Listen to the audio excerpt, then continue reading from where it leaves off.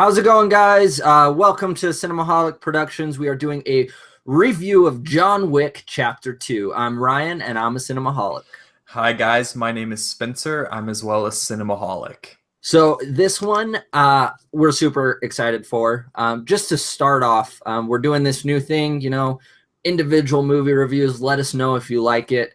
This time we are talking about John Wick Chapter 2, which is starring Keanu Reeves, which is a sequel to the first one that came out 2 years ago, I think.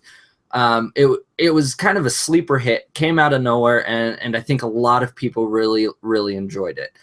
This one continues. It starts off kind of right after the first one. There's not much of a time gap. He's still grieving over his wife's death and his dog's death, and he gets right back into the action trying to get his car back, and then that leads us off into this new situation where John Wick has to go and kill some people. So to start us off, Spencer, what are your thoughts on John Wick?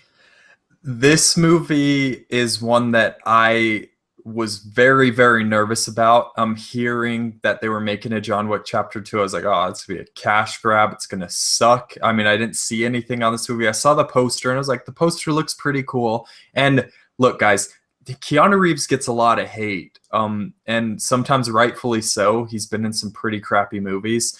But I'm a fan of the guy. I really love Point Break. I love Speed. I love The Matrix. He's been in a couple of my favorite action movies ever made.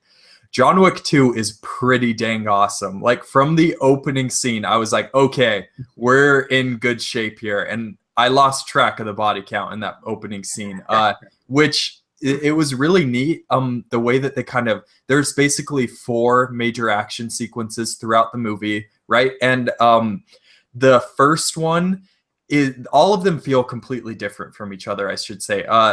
Apart from maybe the last and the second, those feel a little bit similar because they're very gun oriented. But the first one, I don't feel like this is too spoilery. It had to do with a vehicle. That was the first action sequence. The second one and the fourth, like I said, had to do with guns. And the second one, it has some hand-on-hand combat as well. And same with the third, I guess. It has some gun action sequences, but it also has some great hand-on-hand sequences. And I honestly feel like that third action sequence was one of the best action sequences I've seen in a movie in a while, maybe since Mad Max Fury Road. And Keanu Reeves is the reason why I think this movie works so well. There are some lines he said where his delivery was flat out bad, in my opinion. Like he didn't do well with the acting part, but it was so awesome what he was saying that I was like, I don't even care. Like, really, I should be docking at points for this, but it doesn't matter. My biggest complaints with this movie are that it does get a tiny bit far-fetched. Particularly, I won't spoil anything, but the last scene of the movie was ridiculous. Like, it totally almost derailed the whole thing for me.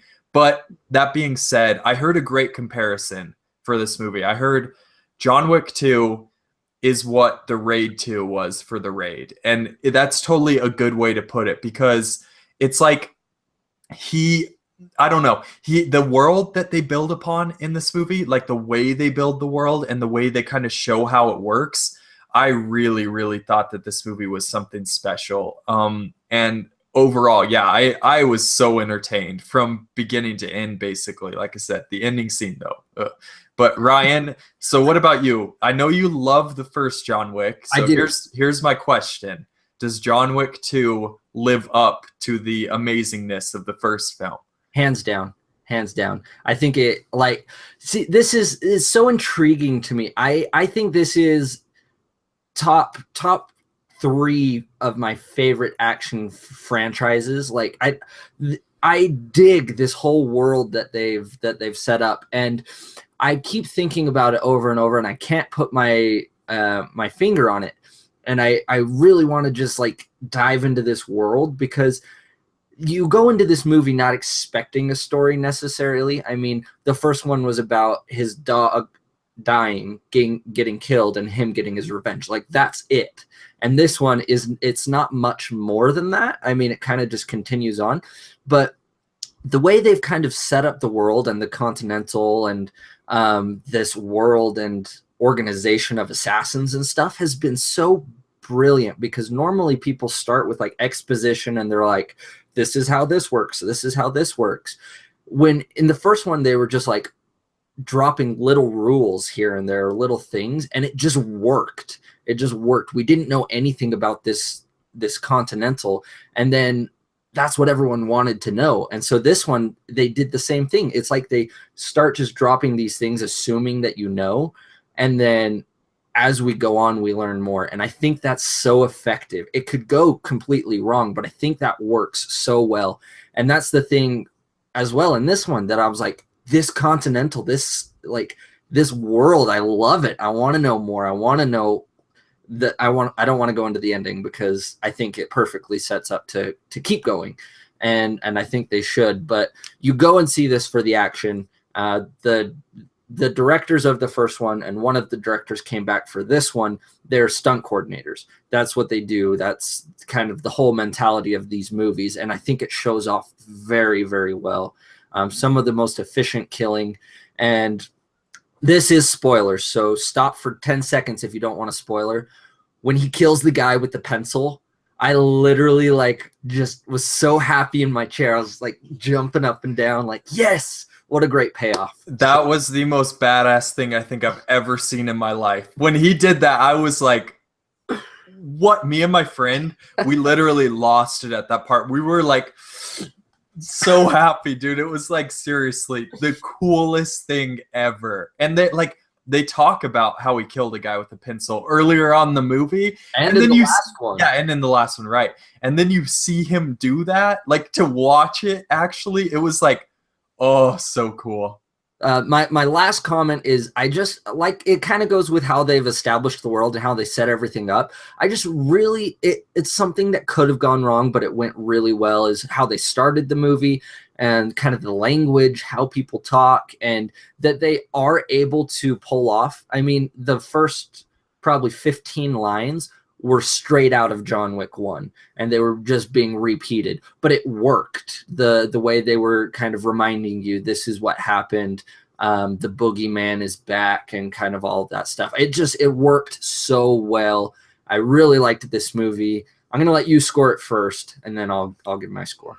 Yeah, guys. So like I said, a little bit far-fetched, and especially just the last scene though, because everything else up till that point, other than one part in the third action sequence that was like, oh, I don't know if I buy that. But the last sequence, the last scene, I mean, it's not anything to do with action at all. I'm pretty sure you know what I'm talking about, right? Yeah, it's in the trailer actually too. Oh, it is? Okay. Yeah. Well, that's dumb. But no, so I think I would give this one a 9 out of 10. I mean, because I had so much fun in this movie. Like front to back, it is entertaining from beginning to end, and really a good action movie. I mean, I'm a dude, guys. Like when you make a good action movie, I'm gonna be there and I'm gonna be totally enthusiastic about. So I don't even care if that sounds like a high score. 9 out of 10. I stand by it. What about you, Ryan? That's you took the words out of my mouth. I totally was going to give it a 9 out of 10. I think exactly like you said. I don't think I've been this entertained with action since Mad Max Fury Road. And before that, it had been a long time. So probably the first John Wick.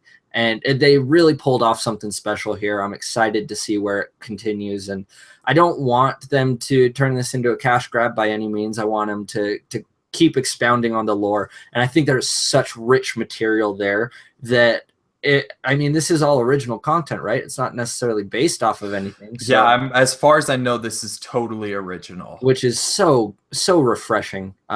So 9 out of 10. Please go see this so people know this is what we want. Keep making stuff like this. So I think that kind of wraps up the video. Spencer, where can they follow you? You guys can follow me on Twitter at SpinnyHand. What about you, Ryan?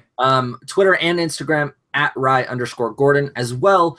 We just created an Instagram for Cinemaholics. So go to Instagram at Cinemaholic Productions. We're kind of playing around with that. We'll see how it goes. But as well, click right here and watch our Lego movie one. We got 2 for 2 so far this week.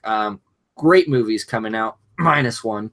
But yeah, go check out the Lego Batman review. All right, guys. Until next time, bye.